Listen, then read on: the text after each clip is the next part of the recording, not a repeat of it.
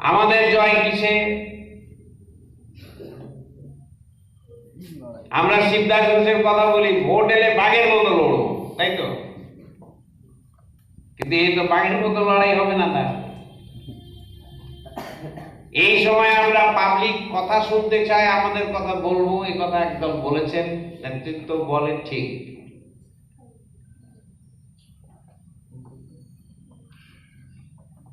এর সঙ্গে আমি যদি একটা কেন্দ্রে আগে 50টা ভোট পেয়ে থাকি, এবারে সেখানে আমি 1000 ভোট পাওয়ার জন্য লড়ব। কারণ আমাদের একটা ভোট মানে একটা লোককে জয় করা, তাই তো? হ্যাঁ, খুব কম কর্মীর একটা কেন্দ্র। আগের বারে 250 ভোট পেয়েছে, তাতে কারণ ভাই লড়ি কি হবে, কমরেড কি হবে? ও তো সব আমাদের কর্মী নেই, কিছু নেই।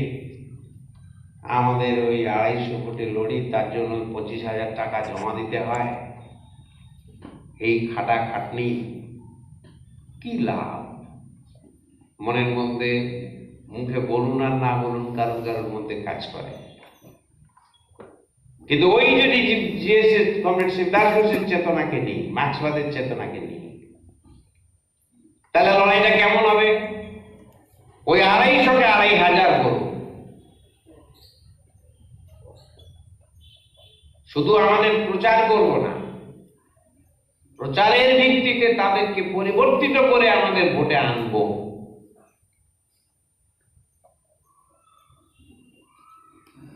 নাকি বলুন, ঠিক আছে কথাটা? যুবকরা বলুন, গ্রহণ করলেন এই কথাটা? ভোটও বাড়াতে হবে।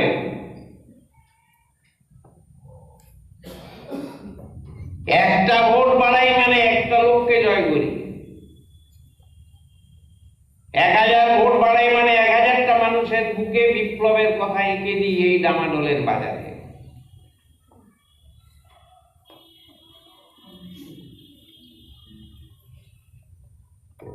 বলুন, নির্বাচনকে এইভাবে দেখবেন তো নাকি? কমরেড শিবদাস ঘোষের কথা বলছি না, কারণ আপনারা সব জানেন। শিবদাস ঘোষ নির্বাচন সম্পর্কে যা বলেছেন, মার্ক্সবাদ লেনিনবাদ নির্বাচন সম্পর্কে যা বলেছে, সেগুলো আপনারা সব জানেন। এতক্ষণ যে কথাগুলো বললাম, যে পরিবেশ পরিস্থিতি সহ যে গর্ববোধ নিয়ে আমাদের পার্টি, এই পার্টিতে নির্বাচন আমাদের কাছে লড়াই, সেই লড়াইয়ে জিততে হবে। তাতে যদি কেন্দ্রে এমএলএ পাই, ভোট বাড়াই, শুধু প্রচার করেই শান্ত থাকি না। এই চ্যালেঞ্জকে অ্যাকসেপ্ট করতে হবে, গ্রহণ করতে হবে। ভোটের আগে যে কর্মী সংখ্যা থাকবে, ভোটের পরে কর্মী সংখ্যা বাড়বে, হেরে গেলেও বাড়বে। মানে ভোটে হেরে গেল, এমএলএ না হলেও বাড়বে। যোগাযোগ অনেক পাবো। নেতাজির ছবি বিক্রি করতে করতে এখন বলবো, ভোটের সময়ও বলে যাচ্ছি, ভোটের পরে এসে এখানে নেতাজি কমিটি করব। কৃষকদের কাছে বলে যাব, ভোটের সময়ও লড়াইয়ের কথা বলছি, কৃষকদের ভোটের পরেও লড়তে হবে। পাঞ্জাব হরিয়ানা আমাদের সামনে দেখিয়ে দিয়েছে।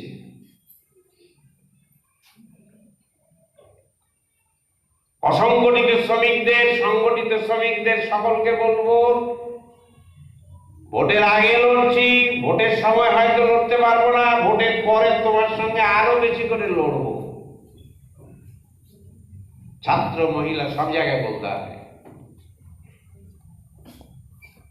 এইভাবে কেন্দ্রগুলোকে সাজাতে হবে।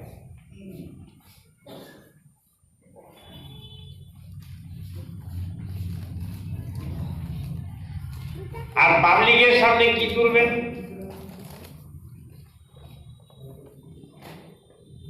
ধরুন আমি একটা সহজ কথাই বলি, যে দেখবে ভাই খবরের কাগজে, টিভিতে প্রতিদিন আলোচনা হচ্ছে কে সরকার গড়বে।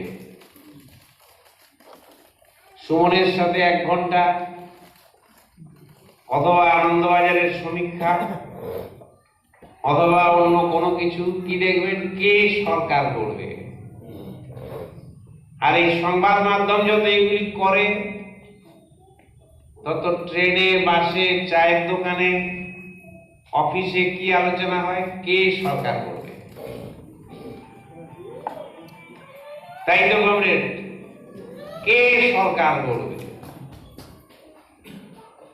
এখানে যদি আমাদের কমরেডরা চায়ের দোকানগুলি যে কেন্দ্রে লড়বেন, একদম ভাবুন, যে কেন্দ্রে লড়বেন, সেই কেন্দ্রের যত গঞ্জের দোকান, যত এই রকমের জায়গা আছে, সেইগুলিতে প্রচার যদি এভাবে করেন, তারই সঙ্গে যদি একটি স্লোগান তোলেন, কষ্ট যতই হোক, বেশিরভাগ কেন্দ্রে আমাদের স্লোগান হবে উঠোনে পা,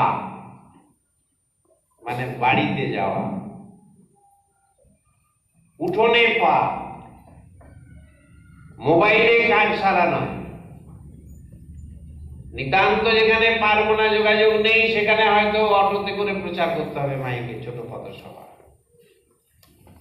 যেখানেই কিছু কাজ আছে সেখানে স্লোগান হবে উঠোনে পা, উঠোনে পা দেব। গঞ্জে কাজ সারবো না, গঞ্জে কাজ ছাড়া যায় না। গঞ্জে হাওয়া তুলতে যেতে হবে, গঞ্জে মিটিং করতে হবে, কিন্তু কষ্টকর হলো উঠোনে পা।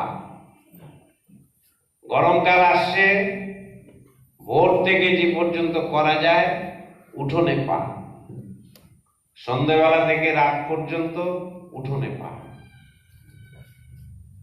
That must be a slogan of the comrades. প্রত্যেকটা কেন্দ্রে গঞ্জগুলোকে ঠিক করে নিয়ে সেখানে যেমন এই প্রচার করবেন, তেমনি উঠোনে পা মহিলাদের পাবেন, সেগুলোতে বলবেন কি, আচ্ছা বাবা, বাবা মনেদের বলবেন, সরকার গড়া নিয়ে যে সব কথাবার্তা চলছে, ওই কমরেড পঞ্চানন যে কথা বলেছিলেন, সরকার কি দেশে এতদিন ছিল না বাছা? বলা যায় তো নাকি? সরকার গড়বে, সরকার গড়বে, ভালো কথা। কিন্তু একটা কথা ভাই, তুমি ভাবো তো, বা দিদি কি ভাবি কি বৌদি কি মাঠান, সরকার কি দেশে ছিল না এতদিন? যেন মনে হবে সরকার নেই বলে আমরা অসহায়, কিন্তু ভাই সরকার তো আছেই। সরকার আছে আমরা কি দিয়ে বুঝতে পারি?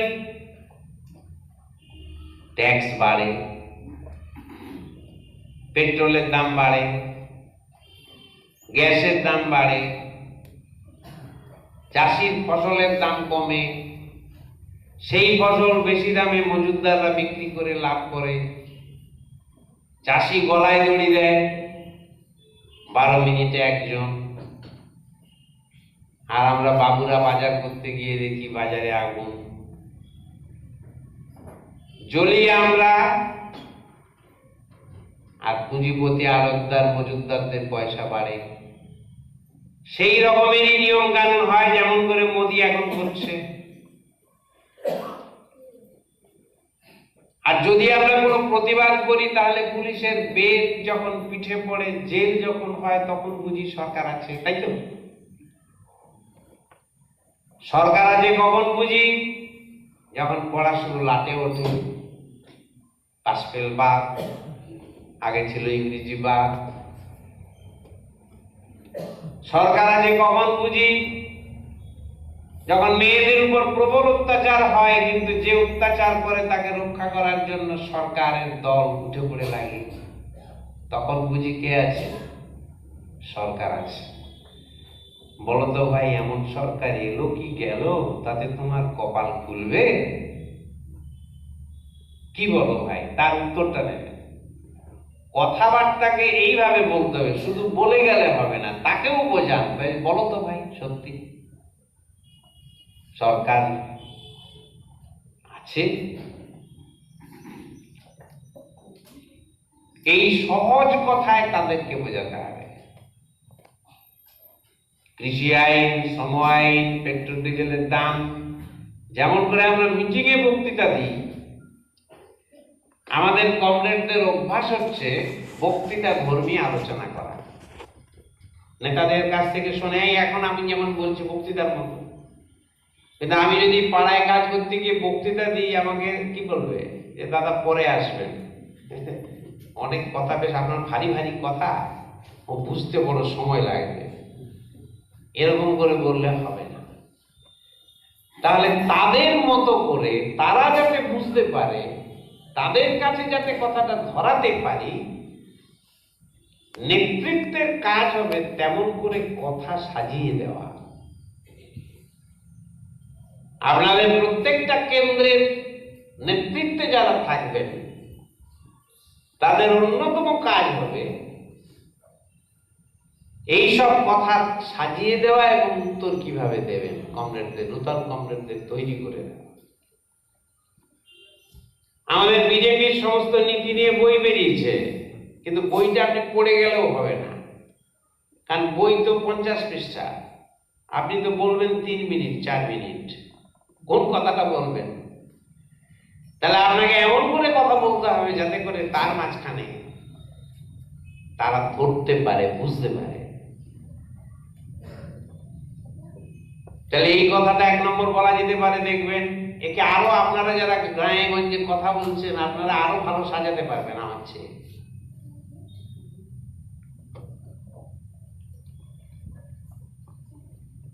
এবারে সুযোগ পেলে একটু যারা পড়াশুনো করালো কি বামপন্থী মনের লোক বা একটু চিন্তা করে এমন লোক, তাকে বলবেন যে ভাই শোনো, একটা কথা বলি। বহু যুগ আগে মার্কস এবং লেনিন দুজনে একটা অদ্ভুত কথা বলে গিয়েছিলেন। কি জানো? সেটা হলো, এই যারা দেশ চালায়, খুব মন দিয়ে শুনুন, কিছুদিন অন্তর অন্তর পাবলিককে কে শোষণ করবে সেইটা ঠিক করার একটা ব্যবস্থা করে দেয়। অদ্ভুত কথা, মার্কস এবং লেনিন দুজনেরই কথা। যারা শুনতে চাইবে, বোঝাতে পারবেন, তাদের কাছে বলুন কিছুদিন সময় অন্তর অন্তর, মানে ভারতবর্ষে কতদিন অন্তর? 5 বছর অন্তর। কি ঠিক করি আমরা? আমাদের উপর কে ট্যাক্স চাপাবে? দিদি না মোদি? কংগ্রেস না সিপিএম? মায়াবতী না জয়ললিতা? এই তো 5 বছর অন্তর অন্তর আমার পিঠে চাবুক কে মারবে, পুলিশ দিয়ে কে পেটাবে, এটাই আমরা ঠিক করি। এর বেশি কিছু করতে হয়? তাহলে যদি প্রশ্ন ওঠে নির্বাচন কাকে বলে? স্কুলের পড়া, কলেজের পড়ার মতো। নির্বাচন হলো সেই পদ্ধতি, যেই পদ্ধতিতে 5 বছর অন্তর আমার সর্বনাশটি কে করবে সেইটা আমরা ঠিক করে দিই। বলে জিজ্ঞেস করতে পারেন, ভাই কথাটা কি মার্কস লেনিন ভুল বলেছেন? আর সিদ্ধার্থ ঘোষ বলে গিয়েছিলেন, তাঁতের মাকু দেখেছেন? একবার ডান দিকে যায় ঠক্কর খায়, বাঁ দিকে যায়, বাঁ দিকে ঠক্কর খায়, ডান দিকে যায়, ডান দিকে ঠক্কর খায়, আবার কোন দিকে যায়? বাঁ দিকে যায়।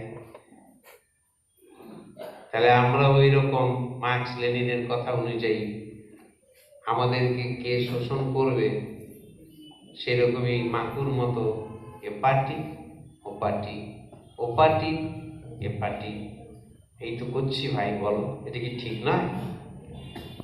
এই কথাটা তুলতে তো পারবেন নাকি? সহজ করে বোঝানো যাবে না একেবারে, এমন তো নয়।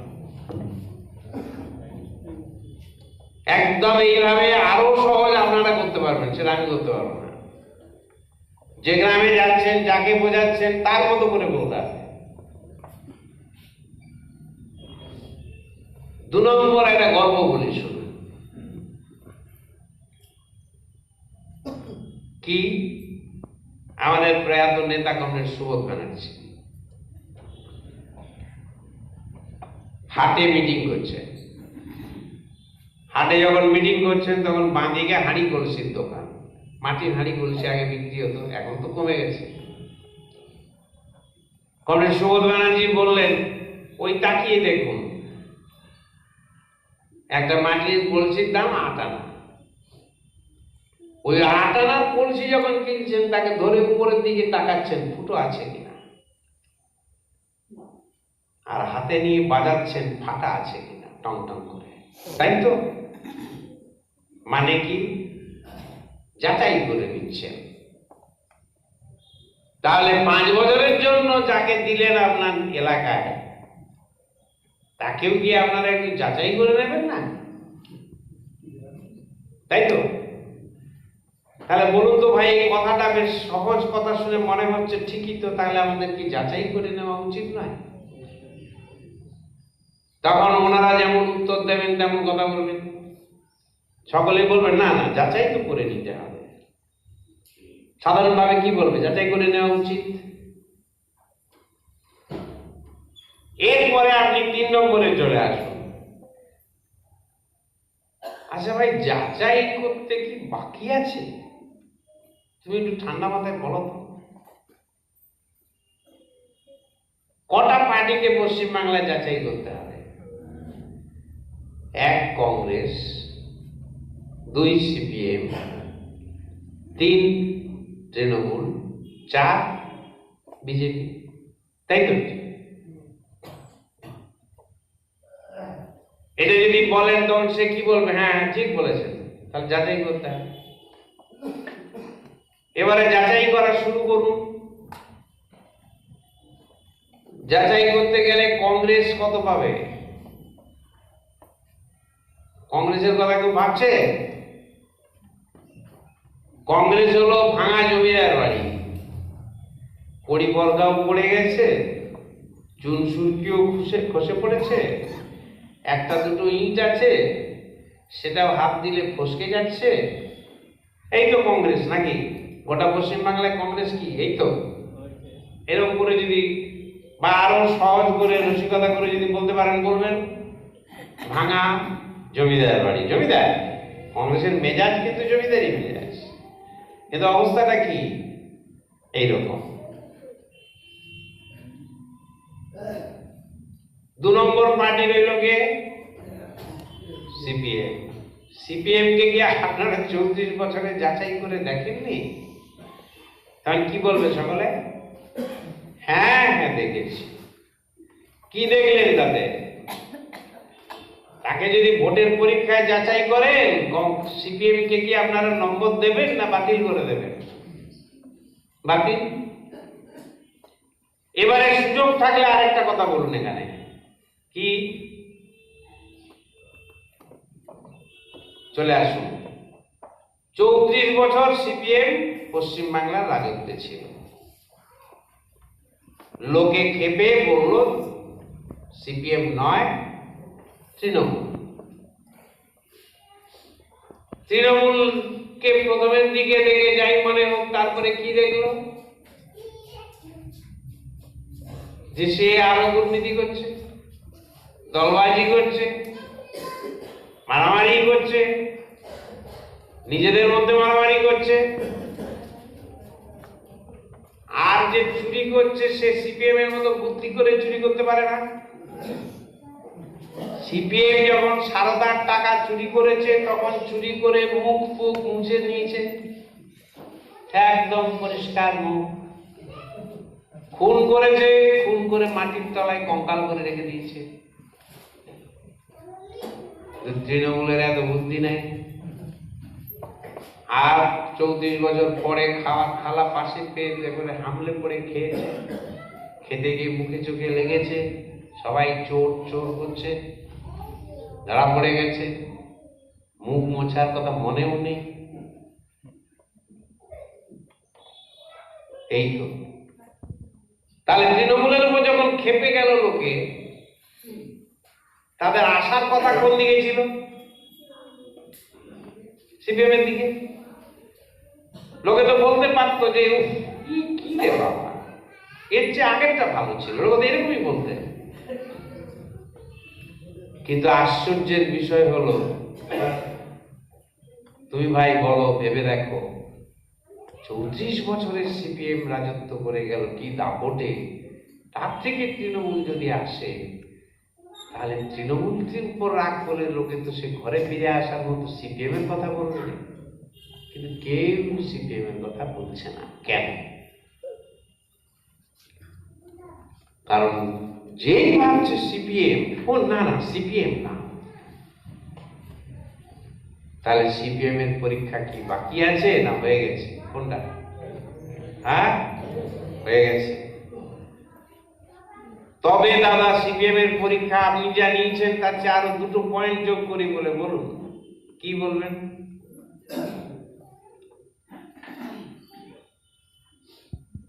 সিপিএম এর প্রথম দিকে যারা লড়াকু পার্টির লোক ছিল, 34 বছরের শেষের দিকে সিপিএম হয়ে গিয়েছে কেবলমাত্র টাকা পয়সা পঞ্চায়েত প্রমোটারি খেয়ে টাকা। 2011 সালে তৃণমূল কি করেছিল? তার খাওয়ার থালাটি কি করেছে? কেড়ে নিয়েছে। ফলে তার রাগ কি হয়েছে? খেতে পারছে না। খেতে না পেলে কি হবে? প্রবল রাগ হবে। সেই জন্য সিপিএম এর রাগ কি হলো? যেভাবেই হোক তৃণমূলকে হারাতে হবে। 2016-তে কি করলো? রাহুল গান্ধী আর বুদ্ধদেব ভট্টাচার্য একই মালার মধ্যে নেবে কংগ্রেস আর সিপিএম এক হয়ে গিয়ে হারাতে গিয়ে দেখা গেল তৃণমূল আরো বেশি ভোটে জিতে গেছে। রাগ আরো বেড়ে গেল সিপিএম। বেড়ে গিয়ে এলো 2019 সালের কি ভোট? লোকসভা ভোট।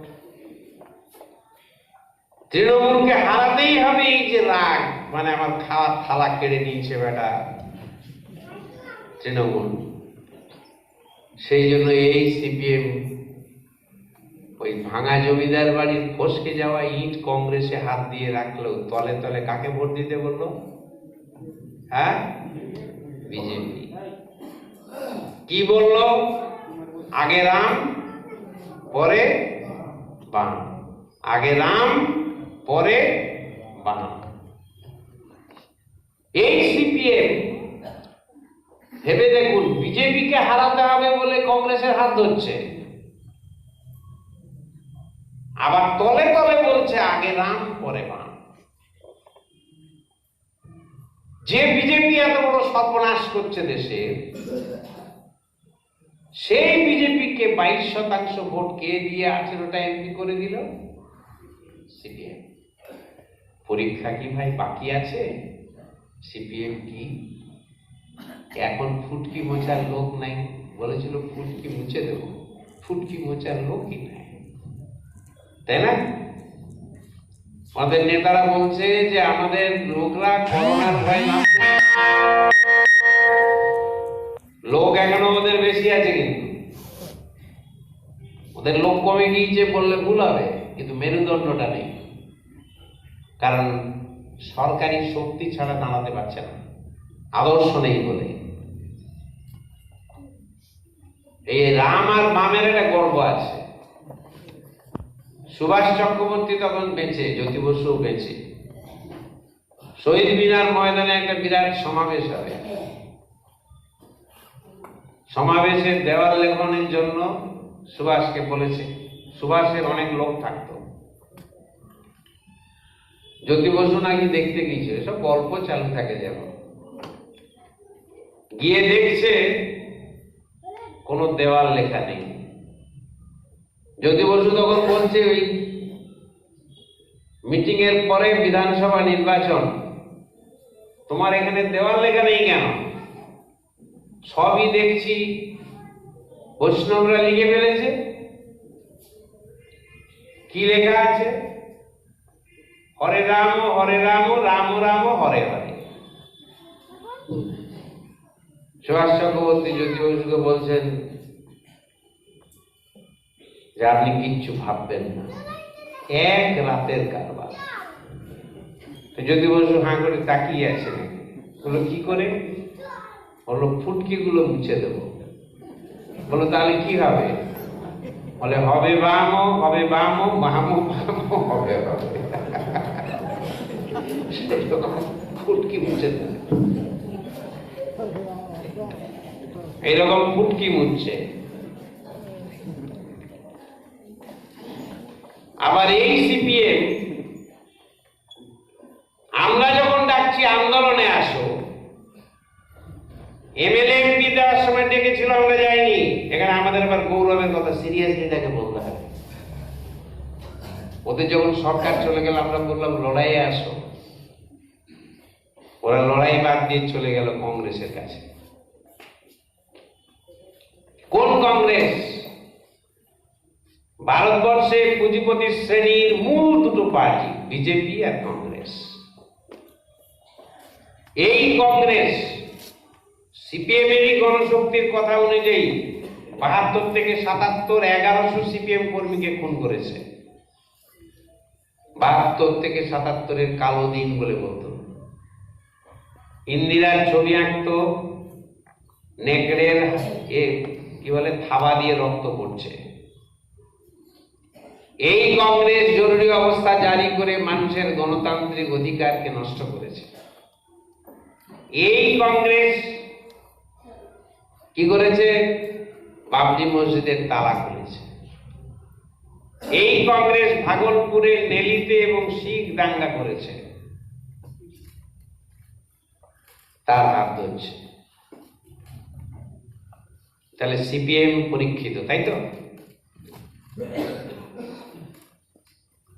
তারপরে রইল তৃণমূল। কি দেখলেন? তৃণমূলের একটি স্লোগান ছিল সিপিএম কে হটাও। সিপিএম যখন প্রবল উদ্যত হয়েছিল, নন্দীগ্রামে যেদিন নিরস্ত্র মানুষকে গুলি করে মারলো, মহিলাদের উপর দলের কর্মীদের দিয়ে অত্যাচার করলো, তখনই আমরা সিপিএম এর শাসনের অবসান কল্পে তৃণমূলকে ব্যবহার করেছি। কিন্তু যেদিনই তৃণমূল সরকারে এসেছে, তাদের দেওয়া মন্ত্রিত্বের প্রস্তাব প্রত্যাখ্যান করেছে। গুড়ও খাইনি, মধুও খাইনি। ভারতবর্ষের একটা পার্টি খুঁজে বার করুন, সিপিএম আমলেও যে নিল না, তৃণমূলের আমলেও যে নিল না। এই তৃণমূল একদিকে চুরি, দুর্নীতি, এই বাংলাদেশ চাষির আত্মহত্যা, শ্রমিকের উপর অত্যাচার, আমাদের আইন অমান্যে দুটি ছেলের চোখ চলে যাওয়া, আমফানের দুর্নীতি ঘিরে চুক্তি,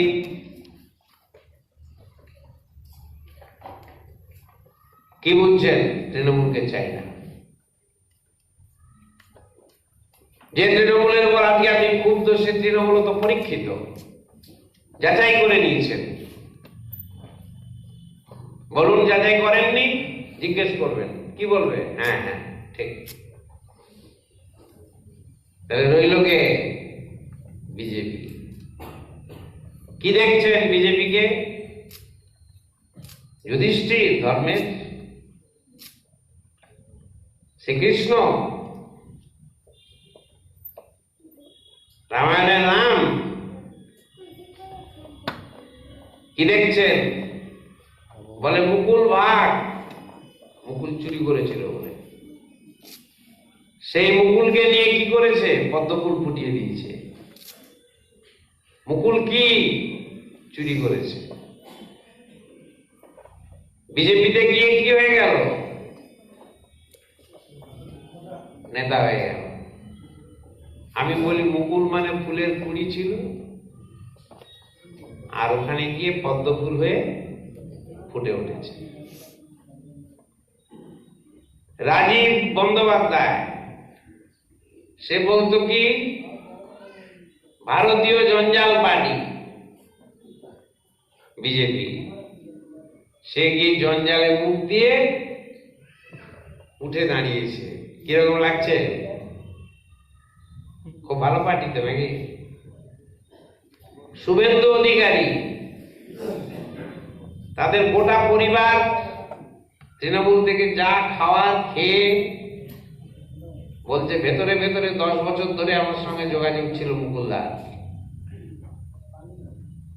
করে চলে গিয়ে এখন একদম শুদ্ধ পবিত্র গঙ্গা জলে হয়ে মাথায় একটা লাল সিঁদুর দিয়ে এসে ঠিক ধর্মের কাহিনী শোনাচ্ছে তো নাকি? কি বলেন দাদা?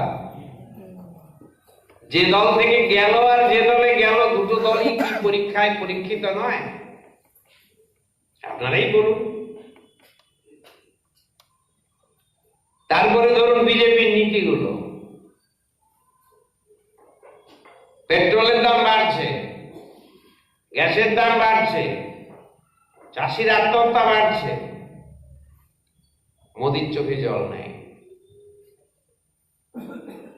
প্রায় 200 কৃষক ওখানে অবস্থান করতে গিয়ে এত বড় আন্দোলনে মারা গেল, মোদির চোখে জল নেই। তাদেরকে গাল দিচ্ছে আন্দোলনজীবী, পরজীবী এসব করে। আর কংগ্রেসের কি যেন শিবকুমার শর্মা, তার এমপি, রাজ্যসভার এমপি মেয়াদ ফুরিয়ে যাচ্ছে বলে আনন্দবাজারের ছবি বেরিয়েছিল, চশমায় করে চোখ মুছছে। তাহলে একটা এমপি চলে গিয়েছে বলে চোখ মুছছে, চলে গিয়েছে মানে মারা যায়নি, তার মেয়াদ শেষ হয়ে গেছে। তার পাশে এক মহিলার ছবি ছিল, কৃষক রমণী। 200 জন কৃষক মারা গেল, তার জন্য কিন্তু চোখে জল পড়েনি। লকডাউন ঘোষণা করেছিল কখন? যখন মধ্যপ্রদেশে কোটি কোটি টাকায় এমএলএ কিনে মন্ত্রিত্বটি পেয়েছে। রাম রাজত্ব চাই, মানে রাজা হতে হবে, মন্ত্রী হতে হবে, মুখ্যমন্ত্রী হতে হবে, তা না হলে যোগী হওয়া যাবে না। কিরকম যোগী, কিরকম মনে হচ্ছে দাদা? এরা সব সর্বত্যাগী সন্ন্যাসী বিজেপি, তাই তো? মুকুল সর্বত্যাগী, রাজীব বন্দ্যোপাধ্যায় সর্বত্যাগী, আমাদের মোদিজি সর্বত্যাগী, এবং রবীন্দ্রনাথ হওয়ার জন্য লম্বা দাড়ি রেখেছে, ঘাড়ে চুল রেখেছে। কিরকম লাগছে? চা বিক্রি করত, এখন 21 লক্ষ টাকার স্যুট। নীতি হচ্ছে এই, লকডাউন যখন ঘোষণা করে দিল হঠাৎ করে, তখন পরিযায়ী শ্রমিকরা কোথায় যাবে? ঠিক নেই। রাস্তায় হাঁটতে হাঁটতে মারা গেল 971 জন। এই মৃত্যুর জন্য দায়ী কে? পরীক্ষা কি হয়নি দাদা? এই পরিযায়ী শ্রমিকরা রাস্তায় সন্তান প্রসব করতে বাধ্য হয়েছিল, পরীক্ষা হয়নি বিজেপি?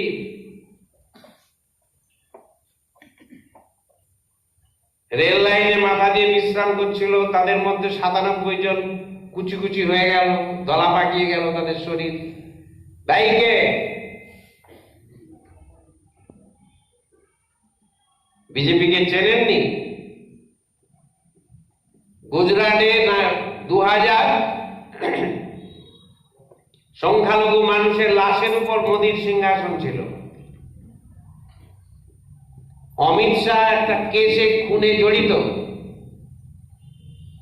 বিচারপতি লোয়ার বলেছিল বলে বিচারপতি লোয়ার মরে গেল, খুন হয়ে গেল। বিচার হলো না, জাস্টিসকে মেরে দিল, বিচার নেই। মধ্যপ্রদেশে ব্যাপক কেলেঙ্কারিতে 49টা মানুষকে খুন করলো, তার মধ্যে মধ্যপ্রদেশের রাজ্যপালের ছেলে আছে, বিচার নেই।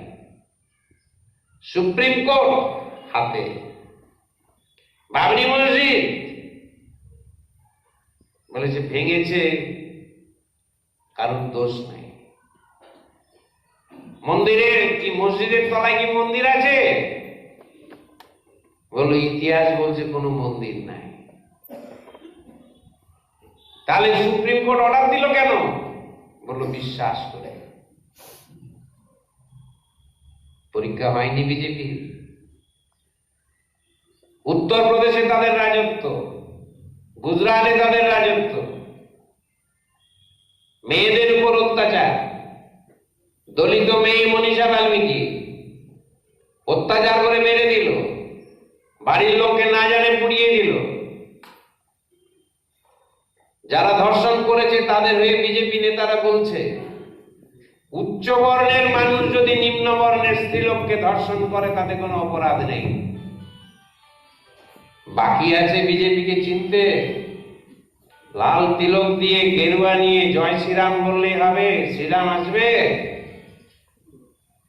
বলুন, রাম রাজত্বে আছেন তো গোটা ভারতে? তৃণমূল চলে গেলে, কংগ্রেস চলে গেলে, বিজেপির রাজত্ব এসে গেলে সুখে থাকবেন তো?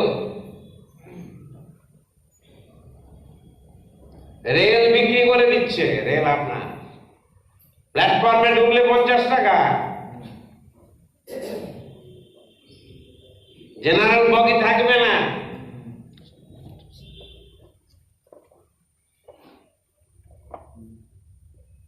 পুঁজিপতিদের পুঁজি খাটার জায়গা পাচ্ছে না, তাই জমিতে খাটছে। চাষি শেষ।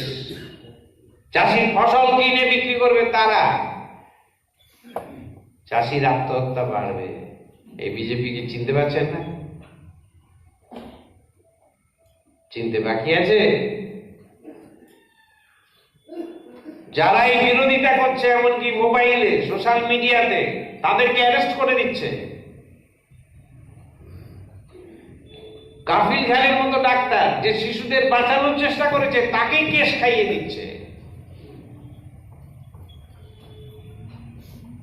এ বিজেপিকে পরীক্ষা হয়নি? এ রাজ্যে দিলীপ ঘোষ যদি হয়, সে হচ্ছে বিদ্যাসাগর নাকি শর্ট পাঠ লিখেছে বলছে। এত বড় পণ্ডিত।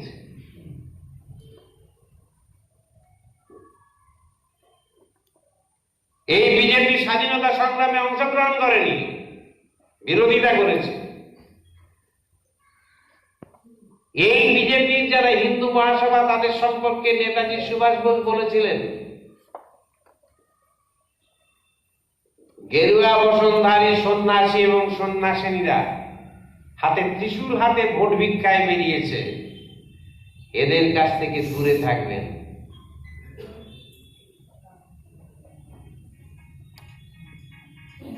বিজেপিকে চিনতে তো বাকি নেই। লকডাউনের সুযোগ নিয়ে কি না বাকি রেখেছে। শ্রমিকদের শ্রম আইন এমন করেছে, বাঁচবার উপায় নেই। গোটা ভারতবর্ষের সংস্কৃতিকে শেষ করে দিচ্ছে। বলে যে যা নীতি আছে এক এক করে যেখানে যতটা বলতে পারবেন বলবেন। তাহলে 4টি পরীক্ষা কি হয়নি? বলুন তো ভাই, যাচাই করে কি দেখছেন?